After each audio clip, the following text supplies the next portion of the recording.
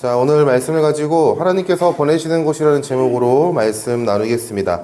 자, 우리의 삶은 계획이라는 것을 가지고 걸어 나아가는 여행과 같습니다. 때로는 언덕을 올라가는 것과 같이 힘든 나날이 있을 수 있고요. 때로는 푸른 풀밭을 걷는 것처럼 평화로운 나날이 있을 수도 있습니다. 어떤 날은 비가 오는 것처럼 슬픈 날이 있을 수 있고, 어떤 날은 따사로운 햇살이 가득한 봄날처럼, 또는 시원한 바람이 부는 가을날처럼 기분 좋은 날일 수도 있습니다. 자, 우리의 삶은 이처럼 여행과 같아요. 이러한 여행 가운데 우리는 인생에서 몇몇의 목적지에 도달하기도 하고 몇몇의 인생의 중요한 사람들을 만나기도 합니다. 자, 일반적으로 우리가 목적지라고 한다면 여러분과 같은 학생의 신분에서는 학교나 학원이 될 수 있겠죠. 그리고 목적지에서 목적을 달성한 후에 다른 목적지인 대학을 가거나 직장을 가기도 하죠. 어떤 사람들은 다른 세상으로 나아가 좀 더 자신의 가치관과 시야를 넓히는 것에 도전하기도 합니다. 무엇이 되었든 간에 자신의 삶에 어떠한 목적을 가지고 우리는 그 목적에 맞는 목적지를 향하여 나아갑니다. 여러분도 지금 각 삶의 목적지를 향하여 매일 월요일부터 토요일까지 열심히 나아가죠. 그리고 주일에 교회 모삼기 예배를 드리고요. 자, 때로는 내가 생각하는 목적지가 아닐 수 있을 때도 있지만, 그 목적에서 우리는 내가 생각한 인생이라는 여행에 필요한 것을 얻기 위해 목적을 달성합니다. 예를 들면 수능을 잘 보기 위해서 학교에서 열심히 공부하는 것이 이에 해당될 수도 있습니다. 자, 이러한 여행 같은 삶 가운데 우리는 교회를 통해 우리의 평생 동행하는 한 분을 만납니다. 그분은 예수 그리스도의 은혜로 구원받는 성도에게 찾아오시는 성령 하나님인 것이죠. 자, 성령님은 우리의 삶 가운데 평생의 동반자가 되시고, 그리고 우리의 삶의 인도자가 되십니다.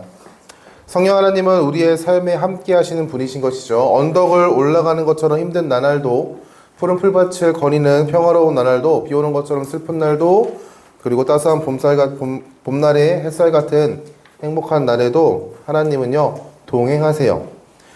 그런 성령 하나님과 동행하는 사람은요, 우리는 두 가지 선택을 하게 됩니다. 첫 번째는 내 인생을 내 맘대로 이끌려고 욕심의 삶과 내 맘대로 하려는 삶이에요. 하나님께서는 오른쪽으로 가라고 하셨는데 싫은데요, 왼쪽이 더 좋은 것 같아요, 이러면서 내 맘대로 가는 삶. 두 번째는 내 인생을 성령 하나님께 내어드리며 살아가는 순종의 삶입니다. 예수 그리스도의 은혜로 구원받은 성도에게 오신 성령 하나님은 우리의 마음을 감동시키시고요, 그리고 우리의 뜻을 바꾸시고 우리의 생각을 변화시킴으로써 우리가 하나님의 인도하심에 반응할 수 있는 그러한 성도가 될 수 있도록 역사하십니다. 이 역사하심과 일하심 가운데 우리는요, 선택하게 되는 거예요. 자, 여러분들은 어떠한 선택을 하며 살아가고 있습니까? 여러분들에게 성령님은 어떠한 분이십니까?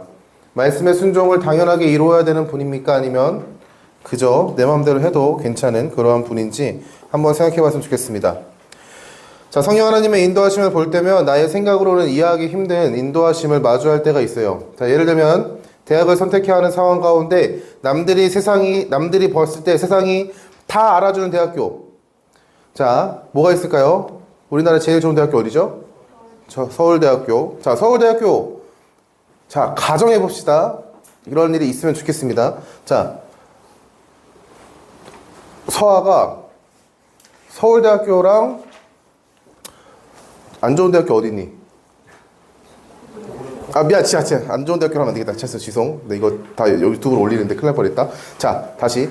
서울대학교랑 기독교의 정신으로 세워진 한동대학교가 있습니다.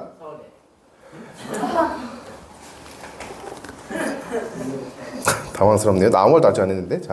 자, 어떤 거 선택할 거야? 몰라. 네가 가고 싶은 거야. 알았어, 고마워. 자, 솔직한 답변이죠. 자, 근데 하나님께서 서아에게 계속해서 서아야, 서울대 말고 한동대학교, 거기도 네가 가고 싶은 과가 있는데 한동대학교 가는 건 어때? 라고 묻습니다. 어떻게 할 겁니까? 그래서 서울대. 고마워요. 네, 솔직한 답변 감사합니다. 자, 하나님께서 세상이 바라봤을 때 누가 봐도 여기가 더 좋은 곳이에요. 누가 봐도 여기가 더 수많은 유익을 얻을 수 있을 것 같고 수많은 이익을 얻을 수 있을 것 같은데, 하나님은 가끔씩 이쪽이 아니라 반대편으로 가라고 하십니다. 자, 우리의 생각에는요, 세상이 더 좋다고 평가하는 곳, 세상 사람들이 인정하는 곳, 세상의 가치관을 판단했을 때 분명히 서울대학교가 정말 베스트입니다. 근데 하나님은요, 서울대학교를 가는 것보다 하나님께서는 반대편을 가리킬 수도 있다는 거예요.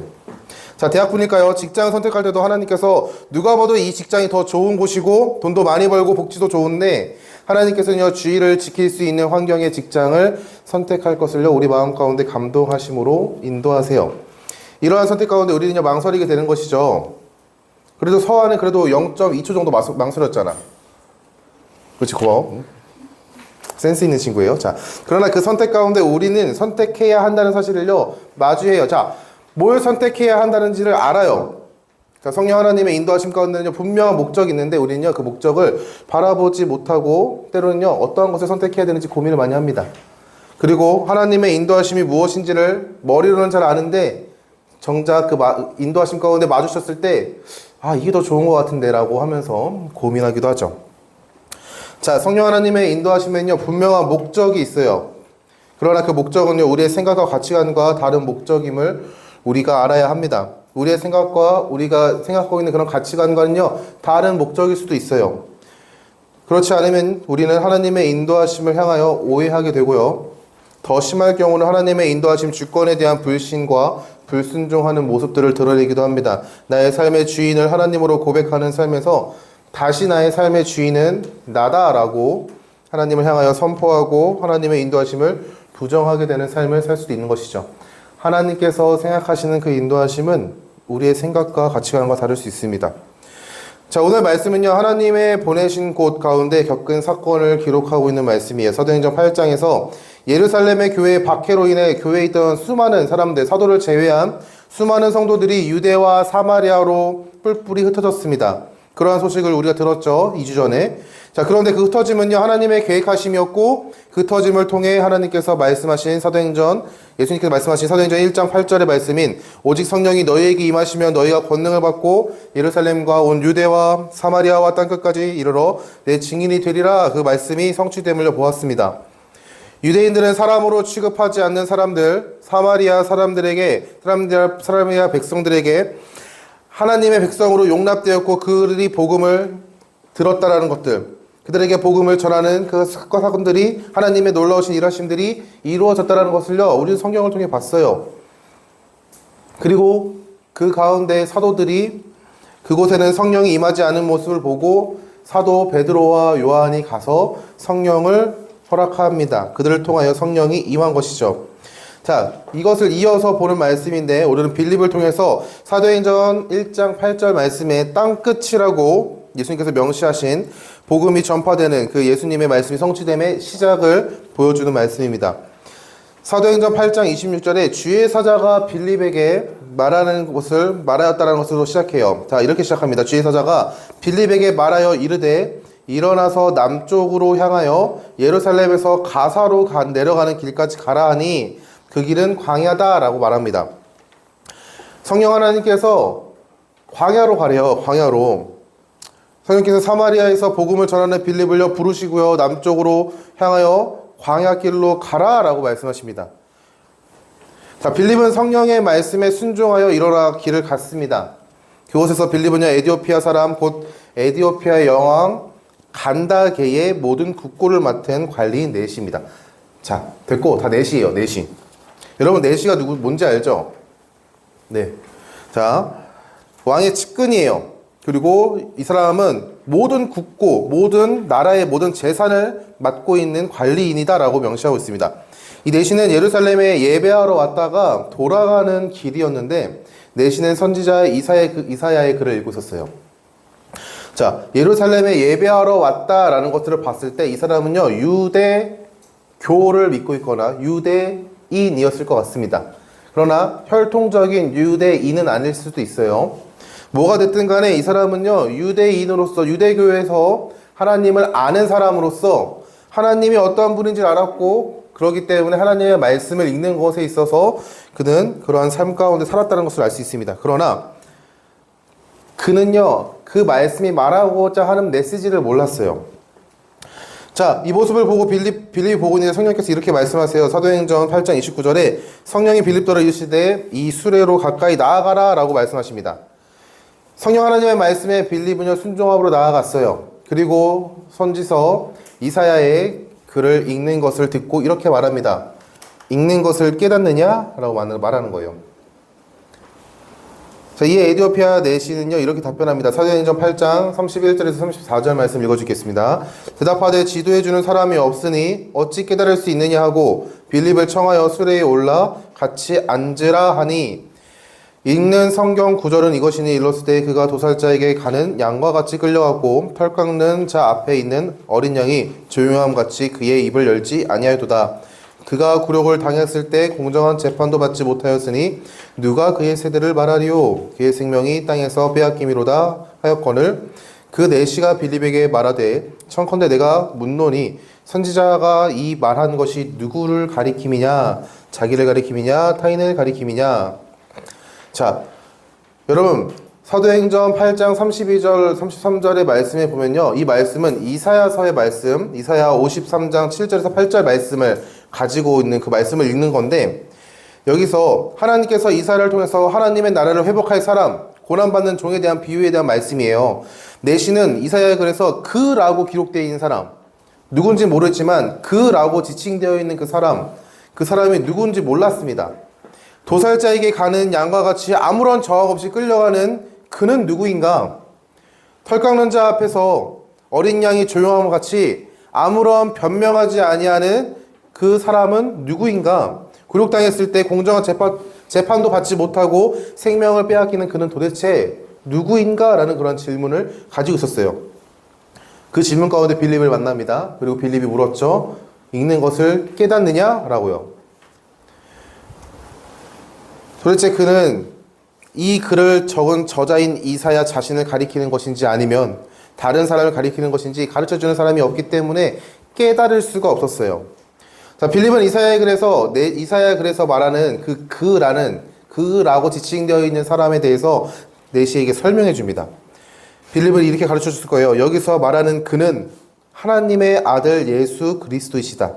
그는 하나님의 아들로 이 땅에 왔지만 왕으로서의 삶을 살지 않고 이사야의 글처럼 억울한 죽음 그리고 하나님께서 계획하신 구원을 성취하시기 위해서 묵묵히 그 죽음을 받아들이셨다. 그리고 예수님은 부활하셔서 우리에게 구원을 선물로 주셨고 그는 하늘로 올라가시며 우리가 성령을 받을 때 세상에 복음을 전하는 자로서 보내시겠다라고 말씀하셨다라고 이렇게 아마 내시에게 설명했을 겁니다. 그것에 대해서 간략하게 성경은요 복음을 전하였다라고 얘기하고 있어요. 빌립은 이사야에서 선포된 예수 그리스도의 복음을 빌립을 통해서 들었어요. 그 내시는요 빌립을 통해서 가르침을 받았습니다. 이 말을 들은 내시는 에디오피아로 가는 길 가운데 물 있는 곳을 보았고 자신에게 세례를 베풀 것을 부탁합니다. 빌립은 내시의 말에 물에 내려가서 내시에게 세례를 베풀었고요. 그리고 그들은 물에서 올라온 이후 서로의 각자의 갈 길로 갔습니다. 라고 성경은 얘기하고 있어요. 자, 사랑하는 청소년 여러분, 성령 하나님은 예수님의 영이에요. 성령 하나님은요, 예수님의 영이죠. 그리고 성도의 인도자가 되시며 진리의 영이 되십니다. 성령님은 우리를 세상 가운데로 보내세요. 그리고 보내시면요, 분명한 목적이 있어요. 그 목적은요, 단순하고도 명료합니다. 하나님께서 여러분들 세상에 보내시는 이유는요, 세상에 나아가서 돈 많이 벌고, 맛있는 거 많이 먹고, 좋은 사람 만나고, 잘 살아라! 라고 세상 가운데 보내시는 게 아니에요. 단 한 가지 이유, 너희를 통하여 네가 그 누리는 복음, 네가 아는 그 예수, 네가 지금 누리고 있는 그 은혜를 세상 가운데 전해라! 라는 그러한 사명을 가지고 여러분들을 세상 가운데로 보내시는 거예요. 그 사명을 감당하시기 위하여 세상 가운데 우리를 보내셨고 우리와 동행하세요. 보내시는 것으로 끝나는 것이 아니라 언제나 우리와 함께 하십니다. 때로는 그 인도하심이 이해할 수 없는 인도하심일 때도 있습니다. 아까 말한 것처럼 대학이 될 수도 있고요. 직장이 될 수도 있고요. 사람과의 만남이 될 수도 있습니다. 그 가운데 우리는 왜 여기로 보내셨을까? 왜 나는 여기에 있는가? 나는 여기서 도대체 무엇을 해야 하는가라는 의문을 가질 수 있어요. 자, 전사님도 대학에 갔을 때 그리고 개척교회를 섬겼을 때 나의 삶이 궁핍해져가지고 이사를 하거나 이러한 삶 가운데 힘들어할 때면 항상 던졌던 질문이에요. 왜 하나님은 나를 여기로 보내셨을까? 왜 나는 여기에 있는가? 도대체 나는 여기서 뭘 해야 되는가? 자, 우리는 하나님의 계획을 모르기 때문에 이러한 질문을 할 수 있습니다. 정확하게 하나님께서 어떠한 계획을 갖고 있는지 우리는 몰라요. 그의 인도하심에 매일매일 한 걸음 한 걸음을 내디딜 뿐입니다. 하지만 하나님께서는 우리를 보내신 이유는요, 분명하게 존재해요. 그 목적은요, 여러분들 다 아는 겁니다. 복음을 전하라고.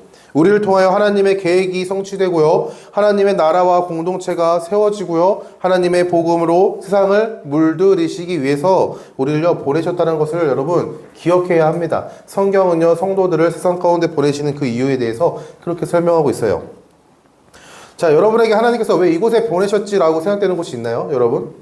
여러분의 삶 가운데 왜 이곳에 보내셨지라는, 누군가에게는 학교가 될 수도 있고요, 누군가에게는 학원이 될 수도 있고, 또 누군가에게는요, 이 교회가 될 수도 있어요.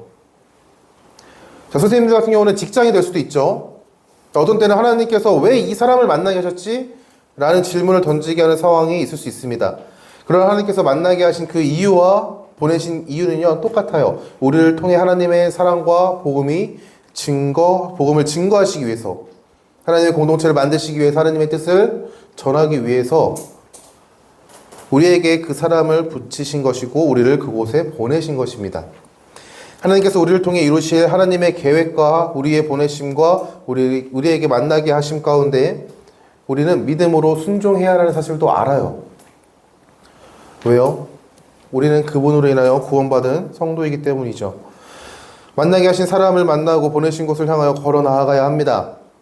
그것이 우리에게 보내신 하나님의 인도하심에 대한 반응인 것이죠. 자, 그러나 하나님의 인도하심에 우리의 힘으로 온전하게 순종할 수 없다는 사실 여러분도 잘 알죠. 여러분, 교회에 9시 반까지 오는 거 힘들죠. 나는 9시 반까지 오는 거 뭐 괜찮다 하는 사람 있어요? 눈 감아봐. 자, 나는 힘들다. 손. 야, 전사님도 힘들어요. 자, 힘든 게 정상이에요, 여러분. 6일 동안 열심히 학교에서 공부하고 여러분들이 과제도 하고 하는데 주일마저도 학교에 가는 시간과 동일한 시간대에 움직여야 되는 그 삶이 힘든 거 다 압니다.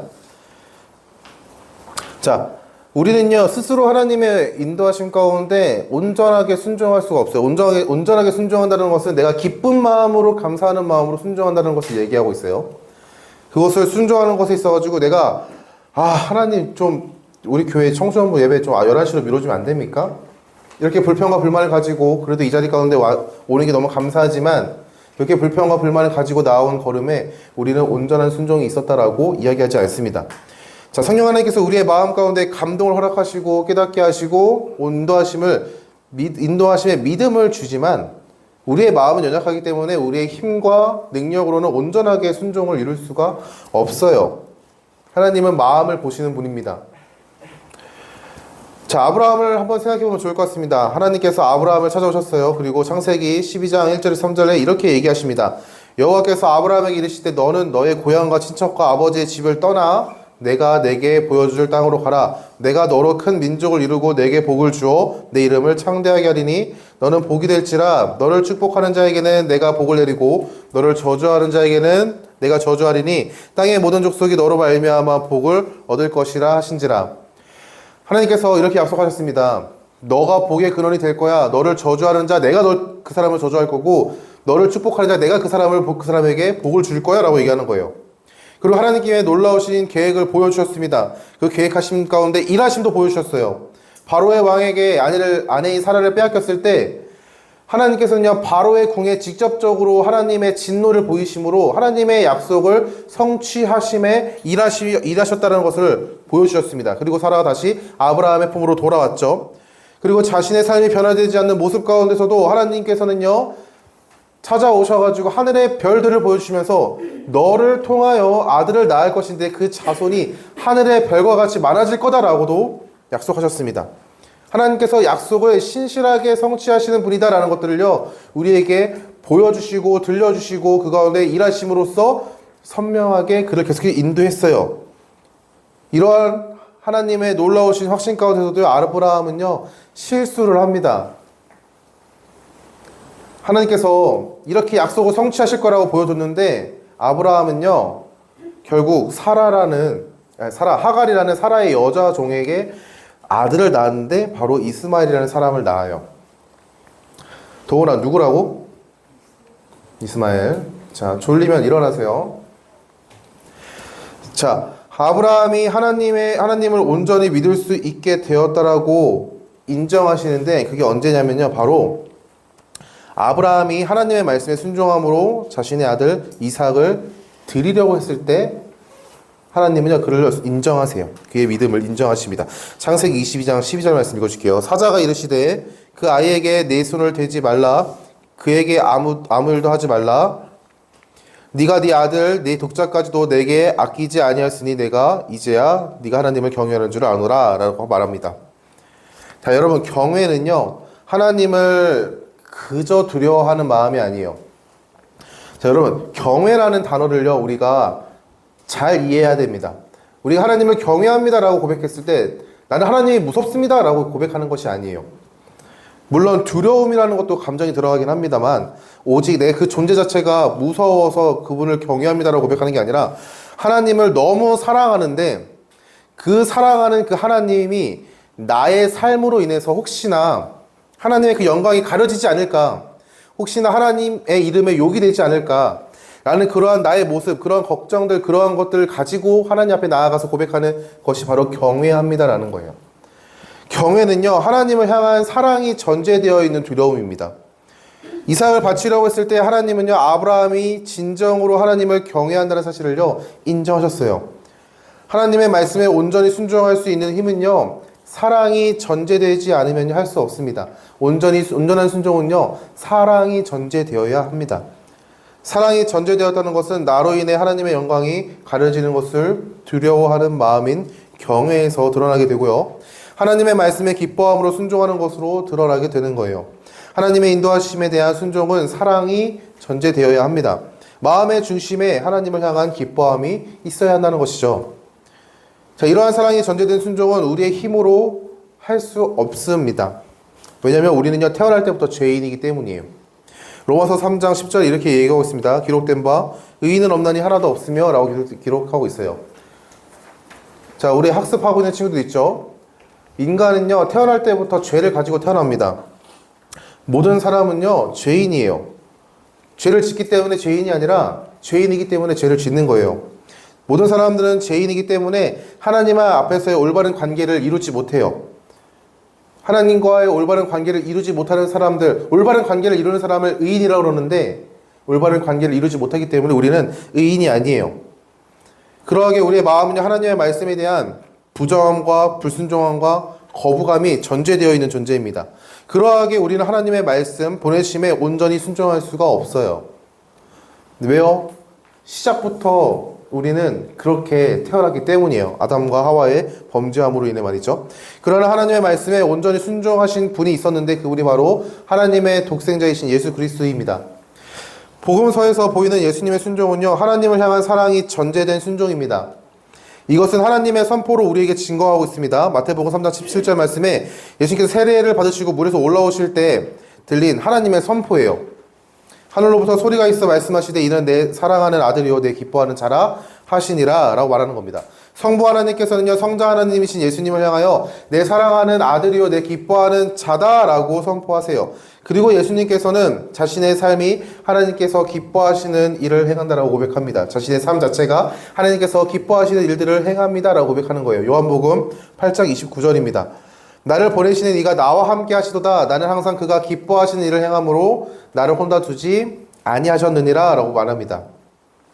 예수님은 하나님께서 우리를 구원하시기 위해서 창세전에 계획하셨던 구원 계획을 성취하시는 과정을요, 기쁨으로 이루어 가셨어요. 예수님은 십자가에 달리시는 것을 아시는 그때에도 하나님께 기도드리면서 그 가운데 자신의 욕심대로 이것을 버리는 것이 아니라 하나님의 뜻대로 내가 이것을 취하겠습니다라고, 그 잔을 나에게 돌리십소라고 하지만 원하건대 하나님의 아버지의 뜻대로 하시옵소서라고 고백합니다. 십자가에 매달려가지고 고통 가운데 죽음을 마주하고 있을 때에도 하나님께서 자신을 저주하는 백성들을 향하여 예수님께서 자신을 저주하는 백성들을 향하여 용서를 구해요. 그리고 십자가에서 죽음을 맞이합니다. 만약에 그때 용서하지 아니하고 저들을 다 죽여주시옵소서라고 한다면 그들은 구원의 대상이 되지 못해요. 예수님께서는 우리가 이뤄야 하는 일들을요 대신 이루셨습니다. 우리의 죄를 담당하셨고요. 우리의 죄를 담당하심으로 하나님의 진노를 받으셨고요. 그 진노 가운데 죄에 가신 죽음을요 맞이하셨습니다. 그리고 죽음을 이기시고 부활하셨어요. 우리에게 예수님께서 이루신 그 의를요 우리에게 전가해 주셨습니다. 우리에게 주셨어요. 그러하게 우리는 하나님 앞에서 죄인이지만 예수 그리스도를 믿는 믿음으로 그 믿음을 보시고 하나님은요 우리를 의롭다라고 이야기해 주시는 거예요. 자, 이런 하나님의 놀라우신 은혜를 로마서 1장 17절 말씀에 이렇게 고백합니다. 복음에는 하나님의 의가 나타나서 믿음으로 믿음에 이르게 하나니 기록된 바 오직 의인은 믿음으로 말미암아 살리라 함과 같으니라. 우리는 하나님 앞에서 의롭다고 칭함을 받았습니다. 여러분 예수님 믿으세요? 서아 예수님 믿니? 네. 너 이 조금이네. 그래요. 여러분 예수님 믿는다면은 여러분의 삶이 아무리 정말 라고 생각되는 삶일지라도 하나님은 여러분들을 보시면서 그래 내 사랑하는 아들 예수를 믿는 성도구나 라고 생각하시면서 여러분들을 죄인으로 취급하시는 게 아니라 하나님의 아들 자녀로서 취급해 주신다는 거예요. 그렇게 칭해 주셨다는 겁니다. 자, 우리는 예수님을 힘입어 순종함으로 나아갑니다. 우리 앞에 주어진 하나님의 말씀 보내심 앞에서 그것을 어찌 이룰까 걱정하는 것이 아니라 이것을 성취하신 예수 그리스도를 바라보면서 우리는 그 순종하심에 동참하며 나아가는 거예요. 그 동참하는 걸음엔요 두려움이 없고요 걱정도 없고 외로움도 없습니다. 오늘 빌립이 성령 하나님의 말씀에 순종함으로 나아가는 걸음을 사도행전 8장 20절 말씀 이렇게 이야기합니다. 빌립이 달려 나갔다라고 고백해요. 빌립의 걸음엔요 걱정과 근심과 외로움이 전혀 없었어요. 걱정과 근심이 없는 두려움이었습니다. 빌립이 보인 말씀에 대한 순종함으로 그 반응하여 달려나가는 그 모습, 그 걸음은요 우리가 예수님께서 하나님의 계획하심을 이루시는 걸음 가운데 하나님의 선하심과 완전하심과 전능하심을 바라보듯 우리의 시선이 하나님의 선하심과 완전하심과 전능하심을 바라볼 때면요 그 말씀에 순종하는 것에 있어서 우리가 기쁨으로 나아갈 수 있다는 거예요. 여러분 우리는 더 이상 하나님 앞에서 무언가를 이루기 위해서 노력하는 존재, 애쓰는 존재가 아닙니다. 하나님 안에서 자유함을 누리는 존재고요. 그리고 하나님 안에서 기뻐하는 존재예요. 은혜를 받는 존재입니다. 그러하게 나의 부족함과 연약함을 하나님께서는요 모두 용납하셨고 사랑하셨다라고 말씀하세요. 그리고 그 사랑이 세상의 어떠한 것으로도 끊을 수 없다라고도 분명하게 로마서의 말씀을 통하여 우리에게 선포합니다. 그것을 믿을 때 우리는요 성령 하나님의 인도하심을 따라갈 수가 있어요. 그리고 우리를 인도하시는 성령 하나님의 인도하심 가운데 두려워하고 힘들어하고 어려워하고 하는 것이 아니라 감사와 찬양으로 함께 기뻐하며 나아갈 수 있다라고 성령은 얘기합니다. 자, 그렇다면 여러분 삶이라는 여행에서 성령 하나님의 인도하심에 여러분들은 어떻게 반응하십니까? 어떤 친구들은 두렵고 싫고 외면하고 싶고 마주하고 싶지도 않은 그러한 인도하심일 수도 있습니다. 주일에 좀 쉬고 싶은데 일요일에 좀 쉬고 싶은데 교회를 가라고 너무나도 힘든데 시험 기간에 내가 시험 기간 동안 하지 못했던 거, 내가 시험 기간 동안에 친구들과의 관계를 하지 못했던 거, 내가 시험 기간에 내가 하고 싶었던 일들을 못했던 거를 주일 정도는 시험 끝났으니까 하루 정도는 괜찮지 않을까? 내가 하나님의 말씀을 읽는 거 그것보다 영어 단어를 몇 번 더 보는 게 나의 삶에 더 유익이 되지 않을까? 기도하는 것보다 이 시간 세상에 어떻게 흘러나가는지를 파악한다는 이유 하나만으로 유튜브 쇼츠를 더 보는 게 더 기쁘지 않을까? 여러분 이렇게 생각할 수 있어요. 이렇게 하나님께서 인도하신 것을 우리가 부정할 수도 있습니다. 두렵고 싫고 외면하고 싶고 마주하고 싶지도 않고 때로는요 그것에 그 마음 가운데 찾아오는 불편함이 너무나도 싫을 때가 있을 수 있습니다. 여러분들은 그러한 사람입니까? 아니면 여러분들은 그 하나님의 인도하심에 기대하고 소망하며 나아가는 그 인도하심 가운데 걸어 나아가는 사람입니까? 자, 만약에 여러분들이 두렵고 싫고 외면하고 싶고 마주하기 쉽지도 않고 내 마음 가운데 찾아오는 불편함 때문에 너무나도 힘들다라고 생각하면요, 이렇게 한번 생각해 봤으면 좋겠습니다. 여러분들은 하나님의 사랑 안에서 거하는 자가 아니고요, 복음 안에서 자유한 자가 아니다라는 사실을요, 여러분 기억했으면 좋겠습니다. 좀 냉정하게 들을 수 있겠지만 그 성령 하나님의 인도하심이 불편하고, 물론 불편해요. 왜냐하면 내가 하고 싶은 것이 있기 때문에 불편해요. 그러나 그 불편함이 싫고 두렵고 외면하고 싶고 마주하고 싶지 않은, 나와 더 이상 상관이 없었으면 좋겠다라고 표현되는 그 말씀이라면은 우리는요, 하나님의 사랑 안에 거하는 자가 아닐 수도 있어요. 내가 내 삶의 주인으로서 내가 내 삶을 통치하겠습니다라고 선포하는 그런 죄인된 모습을요, 다시 끄집어 오는 모습인 겁니다. 더 근본적으로 말하면요, 하나님의 자녀에게 주어진 그 특권을 누리지 못하고 있는 거고, 하나님의 자녀가 아닐 수도 있습니다. 그저 감정적인 상황에 내가 하나님의 말씀에 기뻐합니다라고 고백하는, 그저 감정에 치우쳐가지고 내가 하나님의 말씀에 순종합니다, 나는 하나님의 자녀입니다, 나는 예수님을 믿습니다라고 그 감정의 착각을 받아서 그렇게 고백하는 자일 수도 있습니다. 자, 로마서 5장 1절에서 2절 말씀이 이렇게 고백해요. 그러므로 우리가 믿음으로 의롭다 하심을 받았으니 우리 주 예수 그리스도로 말미암아 하나님과 화평을 누리자. 또한 그로 말미암아 우리가 믿음으로 서 있는 이 은혜에 들어감을 얻었으며 하나님의 영광을 바라고 즐거워하느니라 라고 얘기합니다. 그리고 로마서의 말씀을 쭉쭉쭉 읽어보면요, 성령 하나님의 인도하심 가운데 환난도 찾아오고 고난도 찾아온다. 그러나 환난은 인내는 연단은 소망을 이룬다라고도 이야기합니다. 자, 성령 하나님의 인도하심, 여러분, 하나님 안에 있는 그 성도는요, 화평을 누리고 영광을 바라고 즐거워하는 존재예요. 하나님 안에서, 그리고 세상 가운데 역사하시는 하나님을 향하여 나아가는 그 걸음 가운데서도요, 기뻐하고 화평을 누리고 즐거워하는 자입니다. 하나님께서는 우리를 통해 이루실 계획이 분명하게 있어요. 여러분들은 하나님의 계획이 어떨지 몰라요. 가을아, 하나님이 너에게 주신 계획이 있니? 도훈아 일어나. 응. 자, 너도 일어나, 강유야. 너도 졸았잖아. 여러분, 여기 있으면요, 너무 잘 보여요. 여러분, 학교 선생님들 그런 말 안 하니? 칠판 앞에 서 계시면 너무 잘 보인다고? 자, 여러분 옆에 있는 사람 얼굴 볼래요? 하나님의 계획하심이 있는 것 같아요? 판단하지 마. 말하지 말고 그냥 생각만 해요. 왜?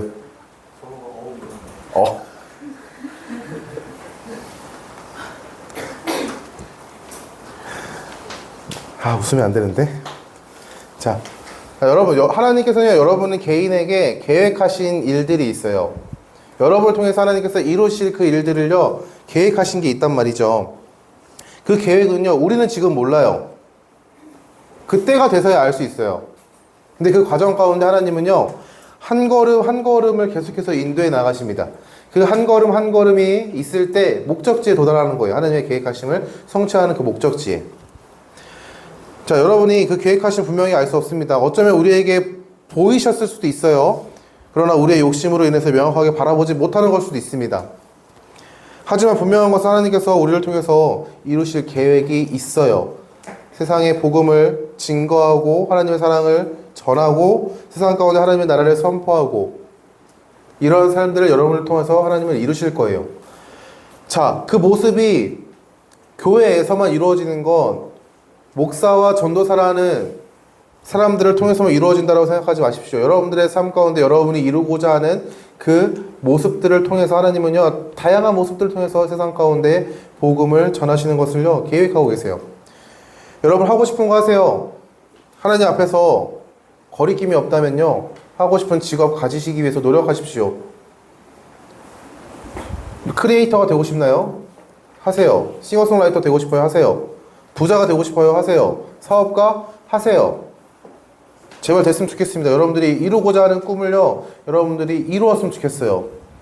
하나님께서는 그 모습을 가지고 세상 가운데 하나님의 사랑과 공의를요, 선명하게 증거하실 거예요. 여러분들이 그 인도하심 가운데 기대하고 소망했으면 좋겠습니다. 하나님께서 나를 이곳에 보내신 그 이유가 무엇이길래 라고 생각하시면서 하나님께서 어떻게 일하실까를 기대했으면 좋겠어요.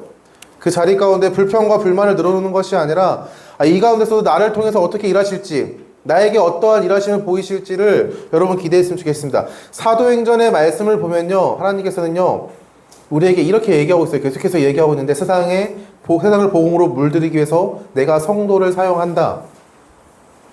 그 성도가 너야 라고 얘기하고 있는 거예요. 그리고 우리에게 주시는 그 마음은 나를 통해서는 어떻게 역사하실까라는 기대감을 주세요.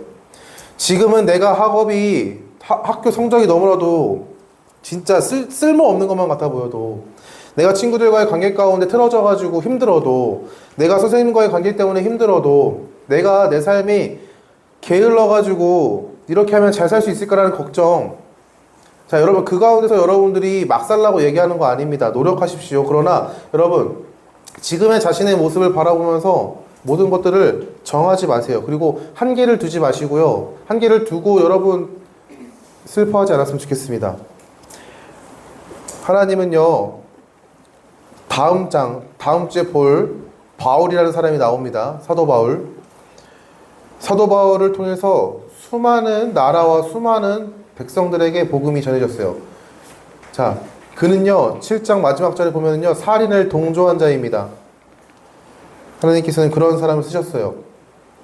여러분들은 기본적으로 살인자는 아니잖아요? 마음으로 죽인 거면 어쩔 수 없지만. 자, 여러분, 하나님은 그런 분도 쓰세요. 여러분들의 현재 상황을 바라보면서 평가하면서 여러분들의 한계치에 두지 않았으면 좋겠습니다. 그리고 하나님의 인도하심에 기대하고 소망하는 마음으로 한 걸음 한 걸음을 내딛었으면 좋겠습니다. 성령 하나님은요, 뛰는 걸 원하지 않으세요. 왜냐, 뛰어가다가 넘어지거든요. 그냥 한 걸음 한 걸음씩 걸어 나가십시오. 하루하루 하나님께서 어떻게 인도하시는지를 기대하면서. 그래서 시편 말씀에 주의 말씀은 내 발의 등이요 내 발의 빛이니이다라고 고백합니다. 그 발은요, 한 걸음 한 걸음을 얘기하고 있어요. 여러분들이 그러한 하나님의 자녀 되길 소망합니다. 그리고 그러한 은혜를 누릴 수 있는 더시티 사랑의 교회 청소년부가 되기를 예수님의 이름으로 축원합니다.